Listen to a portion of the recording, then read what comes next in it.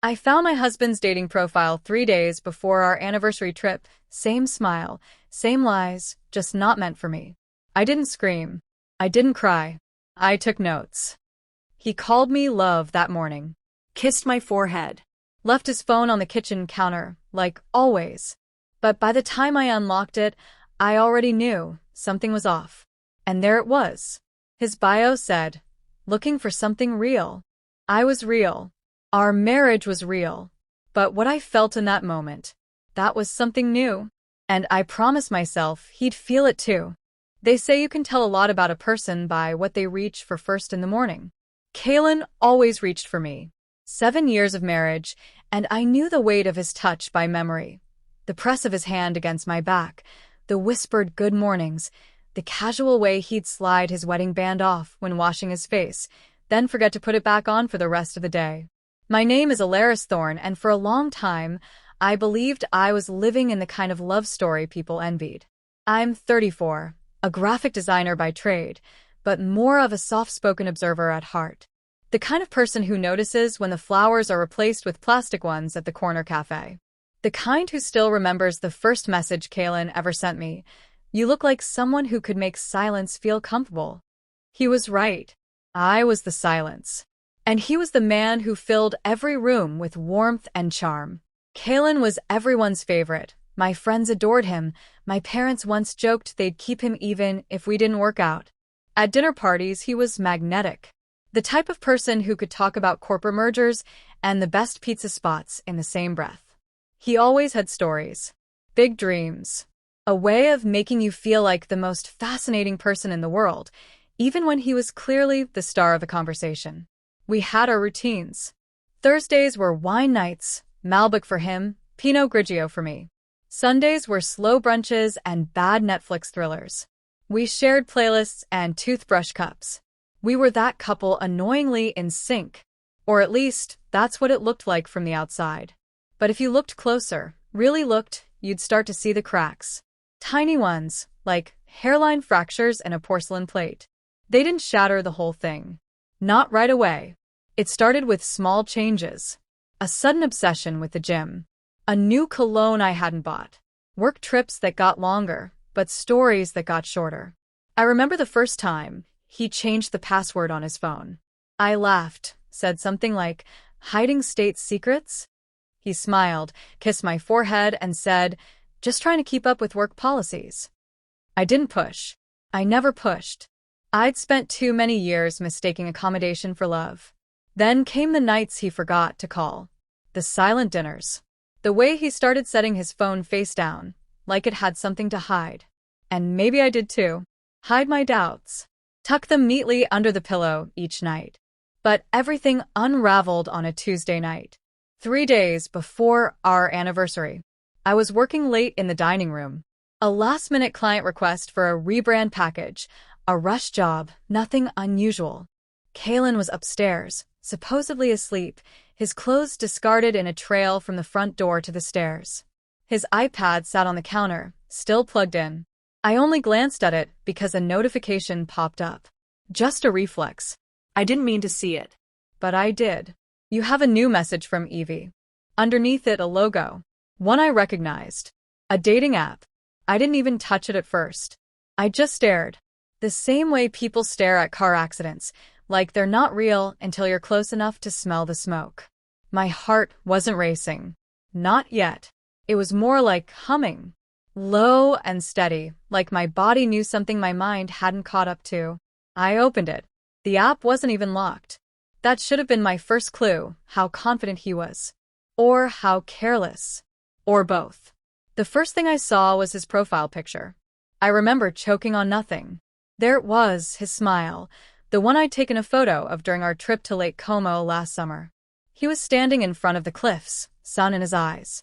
I'd cropped myself out of the shot when I posted it on Instagram, just because I didn't like how my hair looked. Apparently, he'd done the same. But for very different reasons. I scrolled. Photo 2. Him at the beach, holding a glass of champagne. That was from our anniversary trip 2 years ago.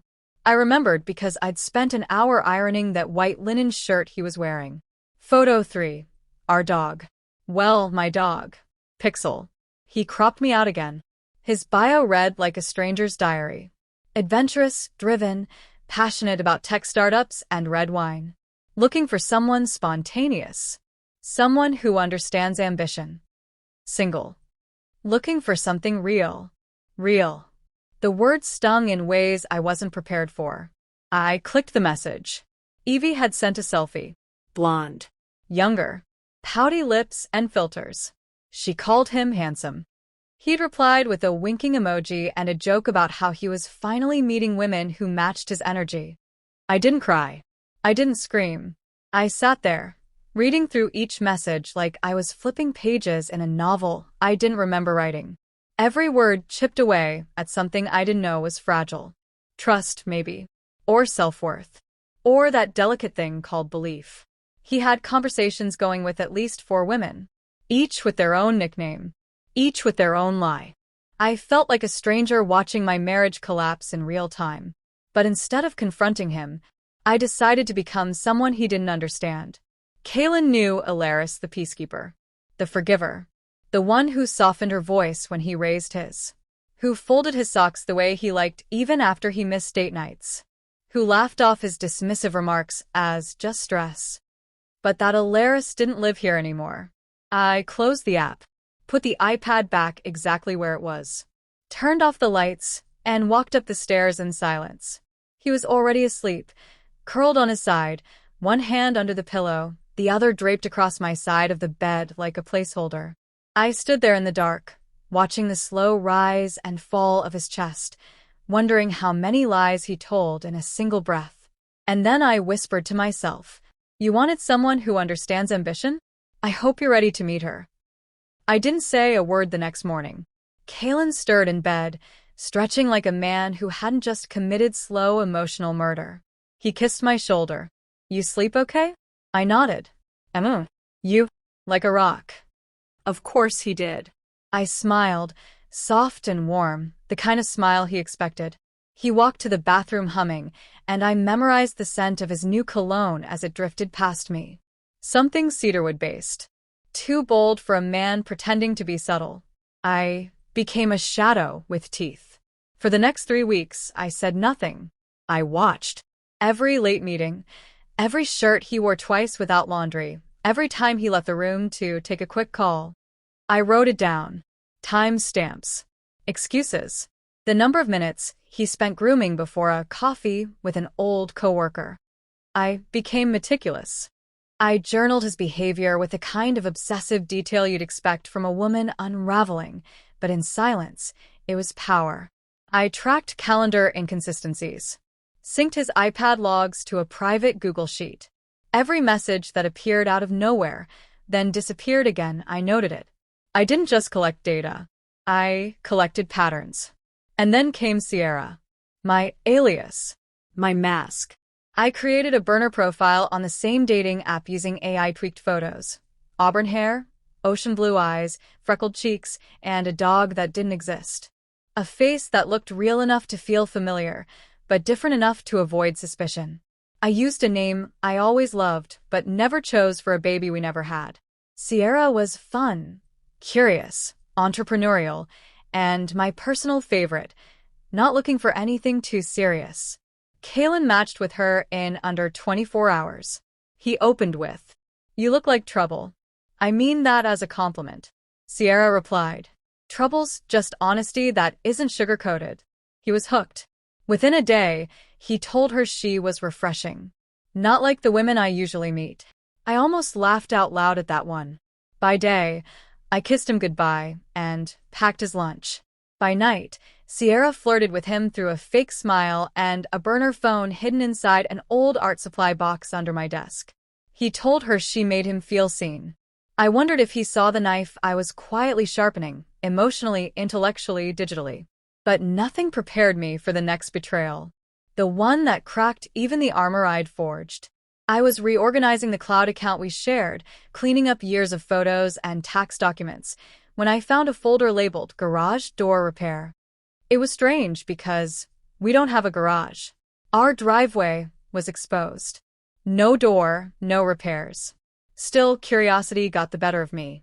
The folder had screenshots of text threads, deleted ones, but backed up through our connected devices. They weren't about doors. They were about bodies. Fantasies.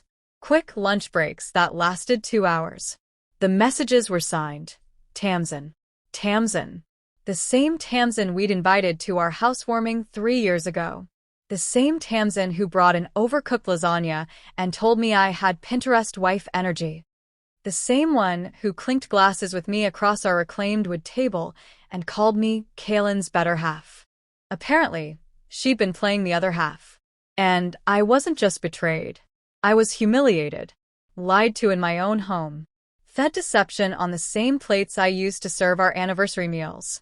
I imagined Kaylin brushing her shoulder the same way he once brushed mine, whispering the same recycled compliments, promising sunsets he had no intention of sharing.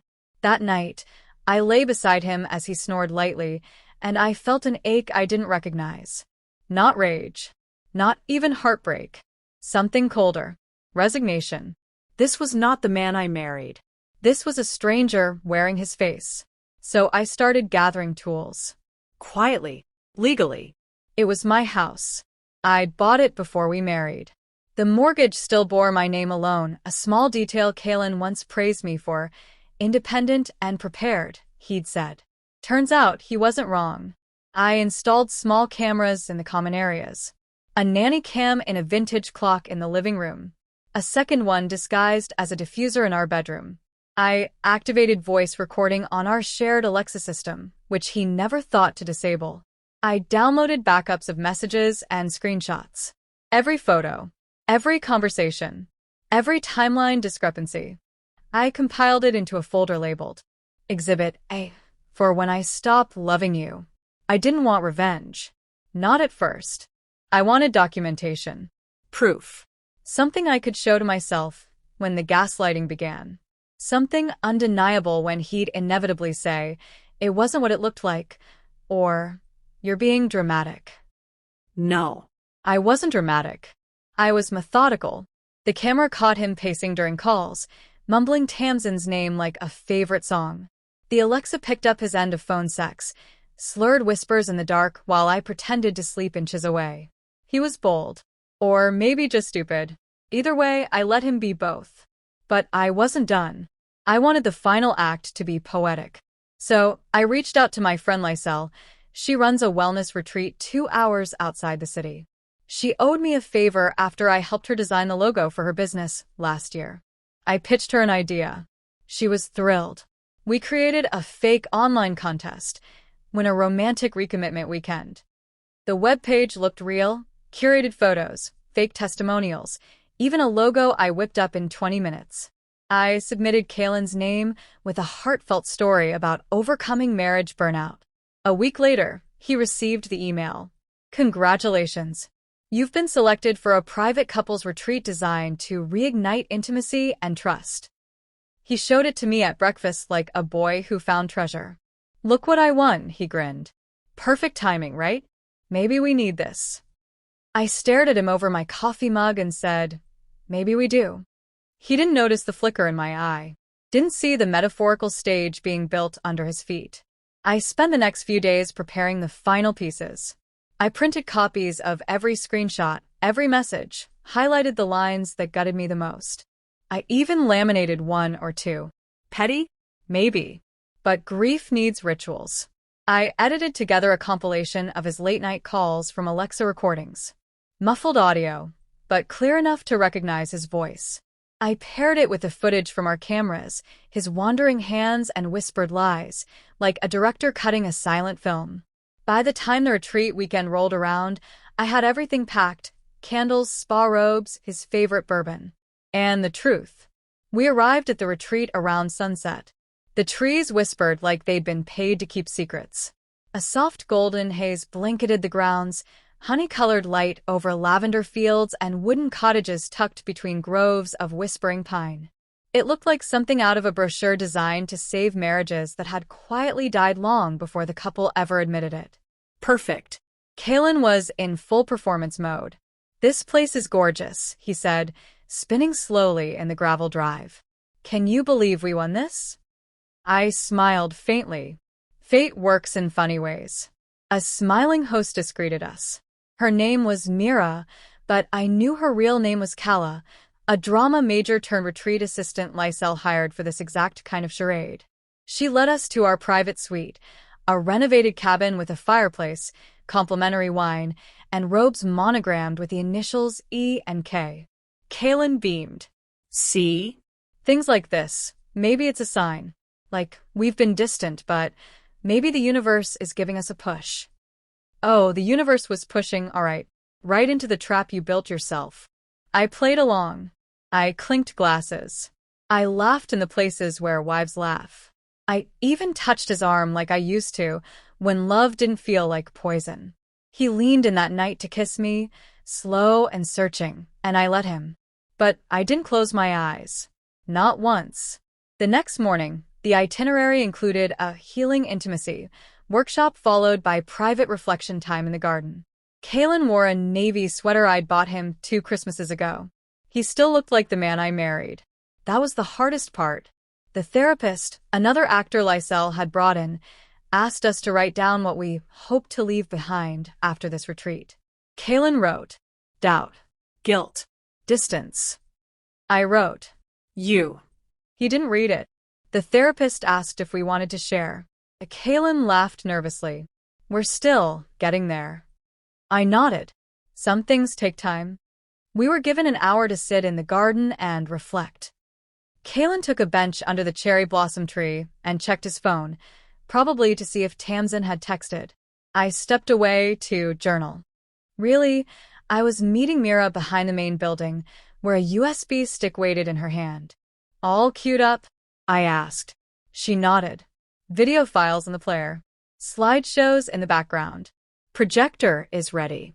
Just say the word. Thanks. She hesitated. You sure you want to go through with this? I mean, he's going to break. That's the point. Couples were gathered in the small yoga studio at 3 p.m. It was intimate. Candles, soft harp music, warm wood floors. Each couple was invited to stand up and share a memory that made them fall in love. Kaylin tugged at my hand. You want to go? Not yet, I whispered. Let's wait until everyone's here. A few more couples stood. Laughter. Tears. One man talked about watching his wife dance barefoot on a beach at midnight. Another woman remembered her husband fixing her broken car in the rain. It was all very sweet. Then I stood. Hi, I said. I'm Alaris. And this is Kaylin.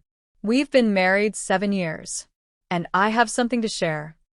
Kaylin blinked. Wait, what are you? The lights dimmed. The screen on the far wall lit up. Mira cued the presentation.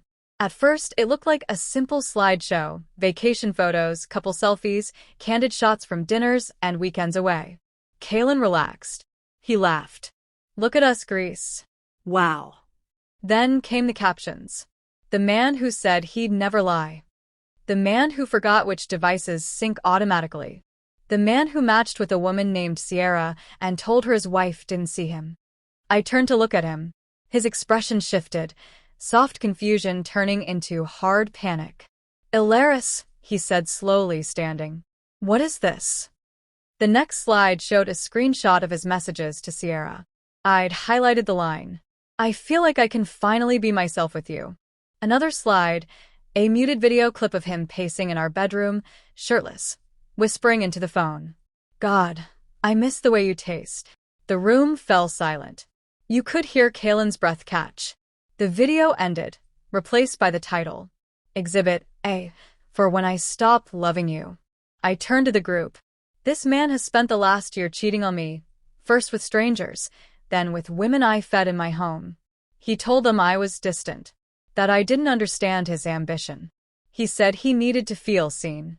Kaylin stepped toward me. Please, this isn't fair. Not here. Oh. I raised an eyebrow. Where's fair? At home? At dinner with Tamsin? Or when you told a woman named Sierra that you'd never met someone who made you feel alive? Gasps rippled through the room. A few couples were visibly uncomfortable. One woman stood and left. Good. Let them feel it. Kaylin grabbed my wrist. Can we talk? Privately? I yanked my arm back. We had 7 years to talk. You wasted every second. He looked like a boy in a burning house. I handed him an envelope. Inside, printed screenshots, voicemail transcripts, a copy of the divorce papers, signed and notarized. You're not going back to my house. Your clothes are boxed in the guest room. You'll find them at your sister's by tonight. His voice cracked. Wait, Elle. Please. We can fix. No, I whispered. You broke something that doesn't heal. We left the yoga room in silence. I didn't look back. Not once. I sat on a bench beneath the cherry blossoms and let the cold air kiss my skin.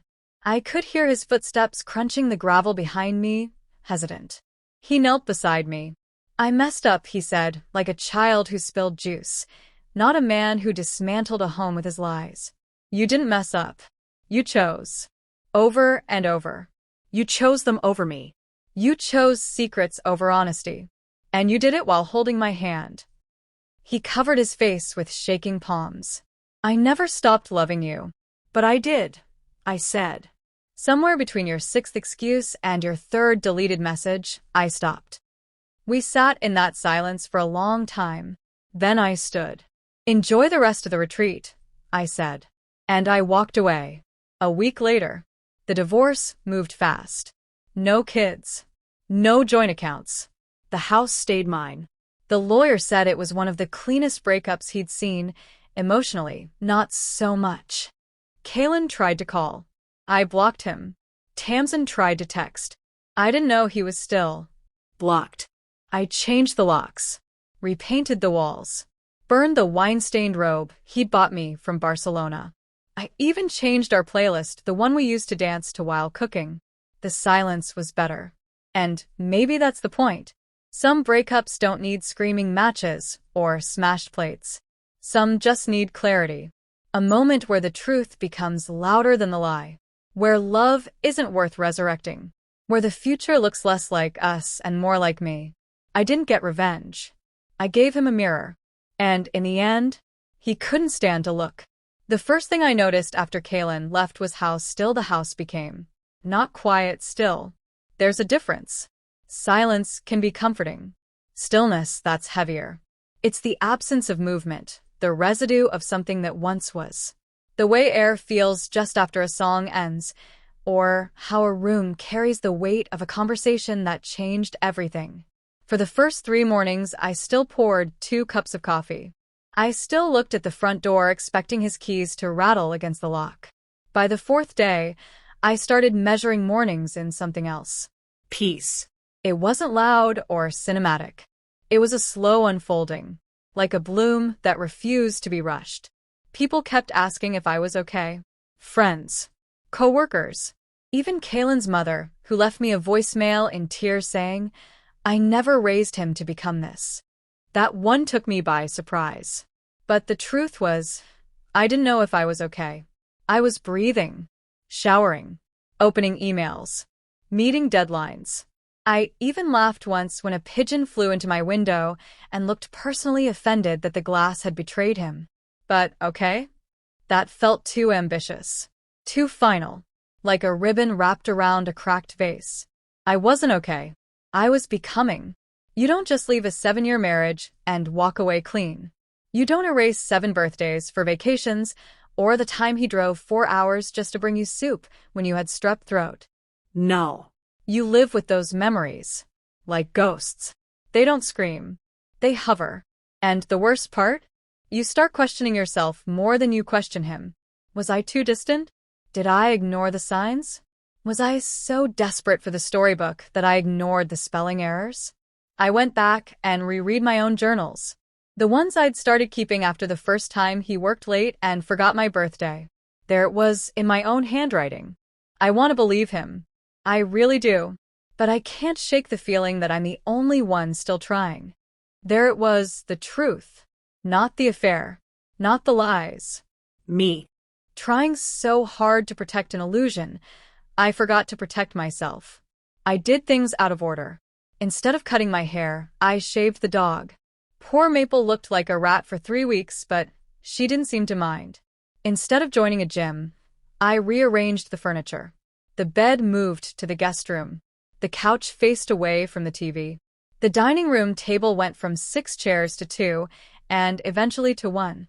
I stopped pretending I needed symmetry. I canceled the streaming service we used to binge together. Replaced the framed wedding photo with a painting I made at 2 a.m. during a thunderstorm. It's abstract. Messy.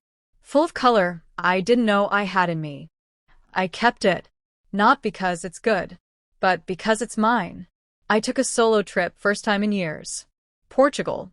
Lisbon. I ate seafood at a cafe where no one spoke English and drank port wine by the river with a stranger who taught me how to say, "You're stronger than you know" in Portuguese. Você é mais forte do que pensa. I whispered it to myself the entire flight home.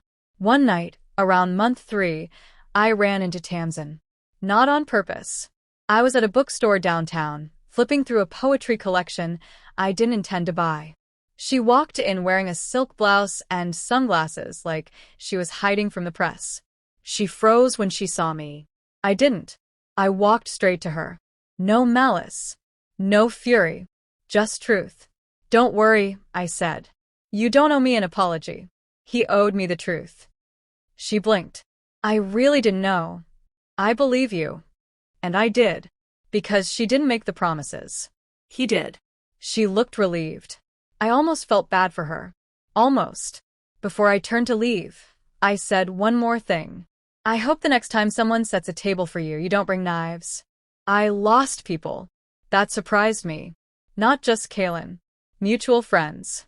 People who said things like, "He's not a bad person," or "Maybe you're just going through something." I realized quickly, people don't always want the truth. They want comfort, familiarity, predictability. And when your pain threatens that, when you rip off the mask they're used to, you become inconvenient. So I let them go. You can't carry healing and dead weight at the same time. But I gain people too. Kala. Mira, the therapist who now sends me weekly memes and invites me to her improv nights. Lysel, my college roommate, flew in from Seattle and stayed with me for 2 weeks. We baked cookies, watched old movies, got wine drunk and yelled at our 20s. She said something I'll never forget. "You're not rebuilding yourself. You're meeting yourself. Finally." And she was right. 3 months post-divorce, I quit my agency job. Not out of spite. Not in flames. Just closure. They kept giving me branding work for smiling couples and honeymoon resorts. I couldn't breathe.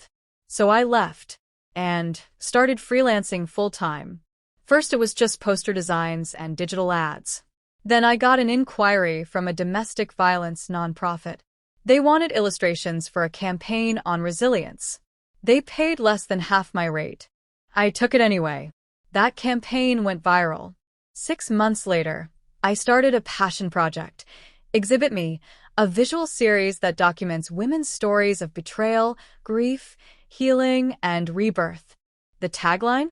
"This is what the end looks like when it's actually the beginning." We just finished our 3rd exhibit. People are flying in from other states to see it. Kaylin's betrayal gave me a new lens. But I gave it meaning. People ask me now, would I ever fall in love again? I don't know. What I do know is this. Love isn't the high. It's not the playlist or the dinners or the matching sweaters. Love is presence. It's the person who stays when the glamour fades. Who doesn't just see you, but witnesses you. Your mess, your silence, your shadow. So yes, maybe one day. But he won't smell like someone else's cologne. He won't tell me I'm too much, too busy, too ambitious. He won't make me feel like home is something I have to earn. And I won't shrink to make room for his ego. The last thing I did? I deleted Sierra. The burner profile. The fake photos. The chat logs. She served her purpose.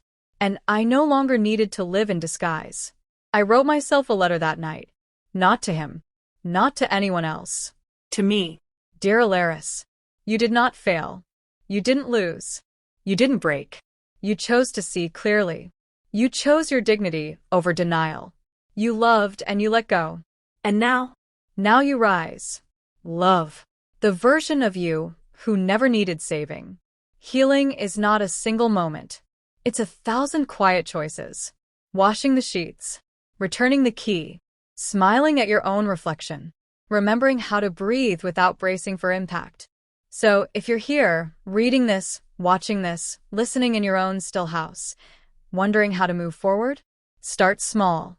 One step, one truth, one promise to yourself that this time, you won't look away. Because survival isn't the story.